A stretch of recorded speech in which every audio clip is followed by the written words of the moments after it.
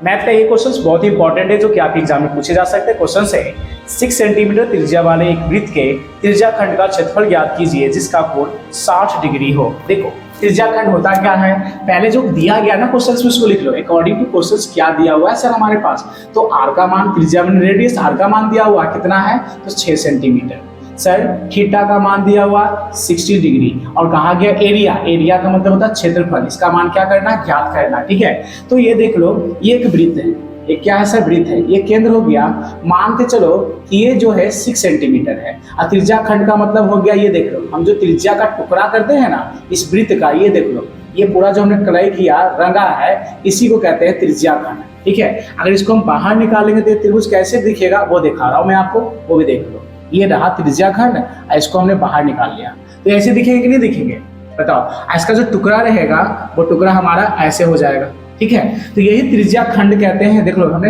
हटा दिया, खंड मैंने टुकड़ा करना। तो हमने क्या कहा कि हमारे पास दिया हुआ क्वेश्चंस में कि त्रिज्या खंड का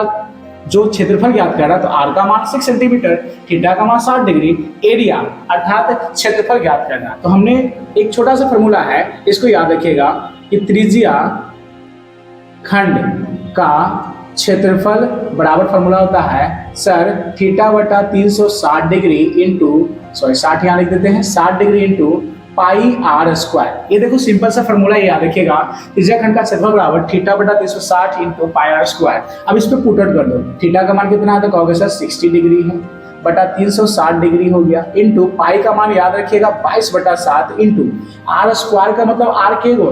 6 है तो 6 का स्क्वायर करोगे। ठीक है, तो ये देखो कटेगा कि नहीं, 1 0 से 1 0 कट गया, 6 6 का 36 ऊपर 1 तो कहोगे सर 1 बटा 6 यहाँ बचा गुने यहाँ हो गया 22 बटा 7 इंटू देखो 6 2 को लिख सकते हैं ना क्योंकि स्क्वायर तो 6 गुने 6 कर दो स्क्वायर, 6 6 का 36 यहाँ पर हमने 2 बार लिख दिया। अब चेक करो यहाँ गुना यहाँ भागा, ये कट गया ना तो कितने आ गए सर तो देखो बचा 22 मल्टीप्लाई 6 बटा 7 गुना कर दो, 6 दूनी 12 कर दो हाथ में, 6 दूनी 12 और 13 132 बटा 7। अब डिवाइड कर दो, जो आएगा वही आंसर है, डिवाइड करना देख लो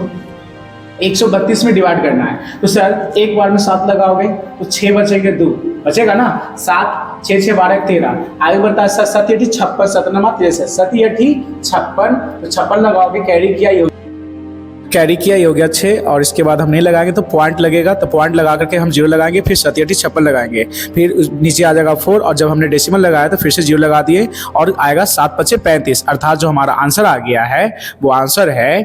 18.85 अर्थात 18.85 और ये जो हमारा आंसर निकल गया। लेकिन यहाँ चेक करने की बात है अगर सेंटीमीटर रहेगा तो सेंटीमीटर स्क्वायर, मीटर रहेगा तो मीटर स्क्वायर देंगे। ठीक है, इसके बाद अगर मैं बात करूँ क्षेत्रफल कभी भी बोलेगा इस क्षेत्रफल निकालने के लिए किसी भी चीज़ का तो वह स्क्वायर में निकलता है, ये याद रखिएगा बिकॉज क्षेत्रफल का जो मान होता है वह स्क्वायर में होता है, चाहे वो सेंटीमीटर का स्क्वायर लगाइए या मीटर का स्क्वायर लगाइए। तो ये त्रिज्या खंड का क्षेत्रफल निकालने का बहुत ही आसान मेथड है। अगर वीडियो आपको अच्छा लगे तो सब्सक्राइब लाइक और शेयर जरूर करें और इस प्रकार से ये क्वेश्चन भी आपके एग्जाम में बनेंगे तो